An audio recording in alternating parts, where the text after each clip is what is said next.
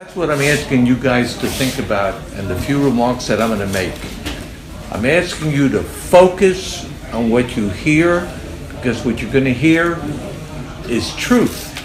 Truth, facts that occurred. I grew up in this city. I went to Miami Beach Senior High School. There were 300 kids graduated here. There were 300 kids in my class. 200 were Jewish.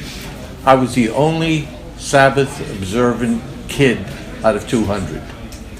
I missed many ball games, many Sadie Hawkins dances, many socials, many parties.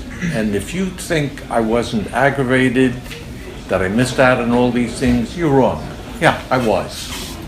But I went to shul Friday night, went to shul on Shabbos, and I graduated, Beach High. Went to University of Miami, became a TEP. 400 kids, 95% Jewish, one Sabbath observant kid in that entire fraternity, me. I graduated. Now this is what I want you to pay attention to, and I want you to focus and concentrate on what you're going to hear. I learned in law school that there are 5 words starting with W. What, when, where, why, and who. If you can answer those words in proper form, you can basically identify each and every problem you'll ever be encountering in your lifetime and try to solve it. I go to law school, I go into an auditorium, there's 172 students that are freshmen like myself. And we hear speeches about what's going to go on. We have a brand new dean. He comes from Oxford University in England, and he's telling us that he intends to make the University of Miami Law School the Harvard of the South. We didn't understand what that meant, but it sounded good. I went to night school because I couldn't afford to go to day school, and I worked by day the first year. When the first year was over, I was on probation. I was failing out of law school. They put me on probation. I couldn't understand it. I thought I did fairly well, but no, I was failing. I quit my job. I went to day school. I borrowed money, and I studied 7-8 hours a day. I got off probation the next semester, continued in day school. The next semester, I flunked again. I'm on probation. I'm going into my 3rd year, and I begin to realize that out of the 172 students that we started with, less than half are left. You don't pay attention to who, what, where, what's going on with your students, but they were disappearing.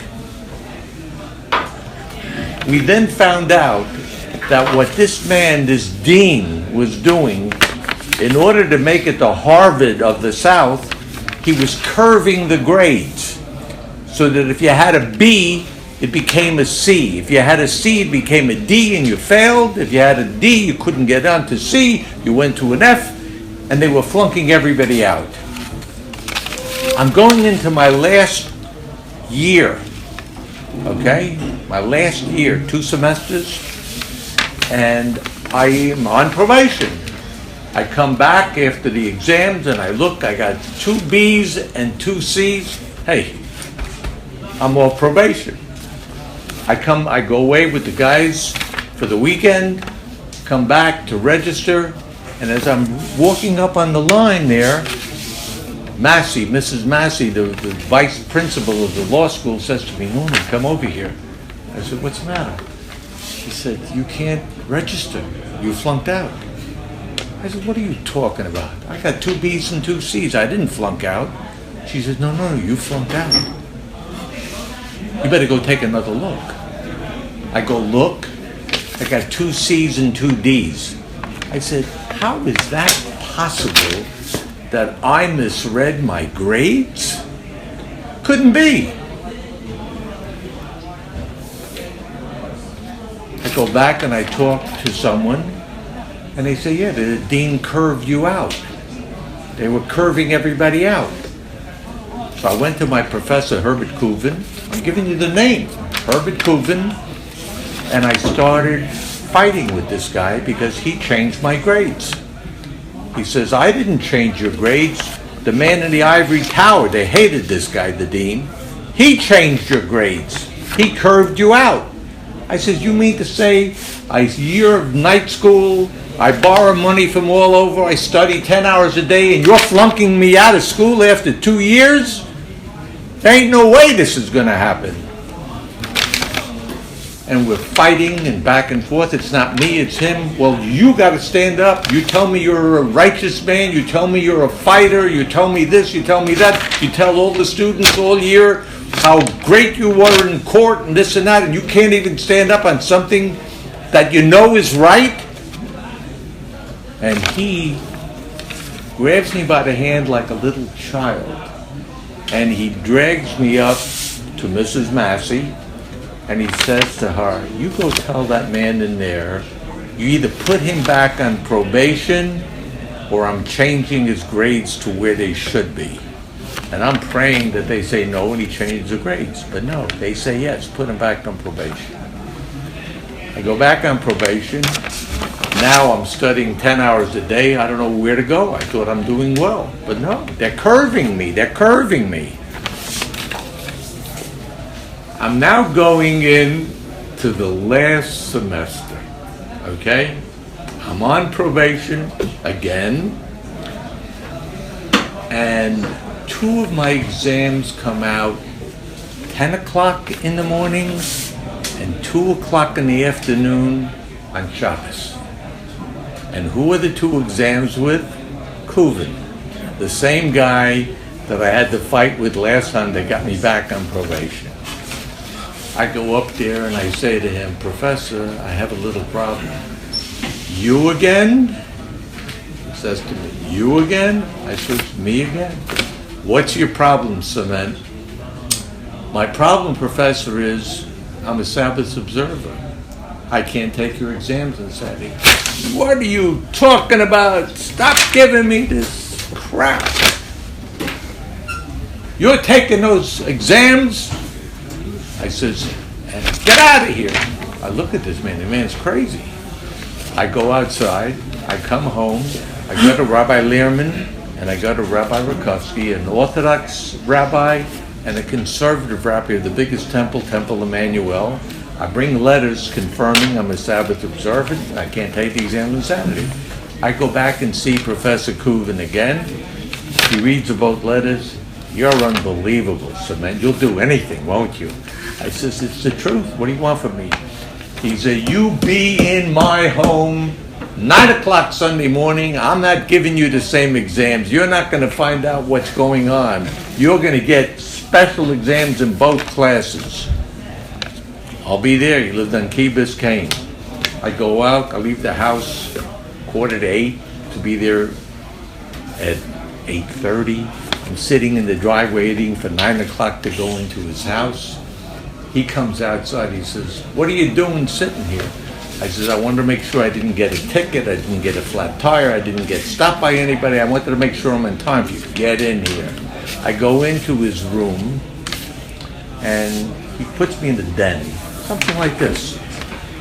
And he says to me, you know, Ciment, I'm Catholic. I know the guy's Jewish. He says, you're Catholic? Okay, that's okay with me. He said, I converted. I married my wife, and she's Catholic, and I converted. My children are all Catholic. Hey, you're one of God's children. That's okay with me. I'm sitting in his den, and on the mantle is a picture of a rabbi with a beard, with payas, and a yarmulke. And I'm looking at it. He says, you know who that is? I said, no, sir, I don't. My grandfather. He was a very pious, religious man. Wonderful, great.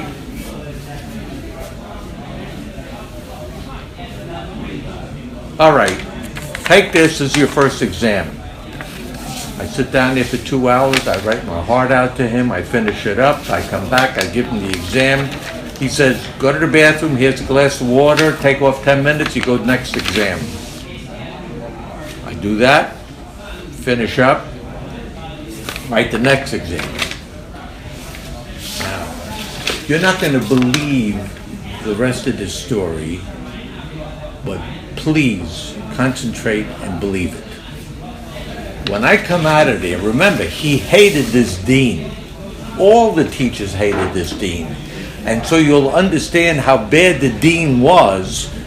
2 years after I graduated from there, they fired the dean. He didn't resign, they fired him. He was crazy. He had curved out of 172 students, 27 made it, 26 had grades that ranged from 3.4 to 3.8, 4 point being perfect.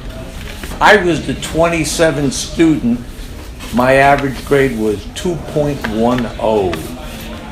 That's how far below I was. Because when I came out of those 2 exams, he said to me, you did okay. I said to myself, how the hell does he know I did okay?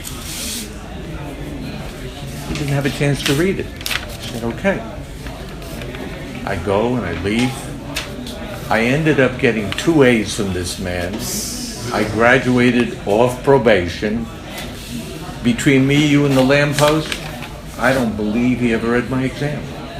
I think he hated the dean so much, and he realized how unfair the guy had been to so many different students that he just must have given me the 2 A's. But Shabbos, think about what I told you tonight. If those 2 exams had not been scheduled for Shabbos, I would never have had the opportunity to create and participate in that relationship with Professor Herbert Kuvin. Think about that. Some guys are going to say, the luck of the draw. You were lucky. And other people will say, that was a blessing. That was a miracle.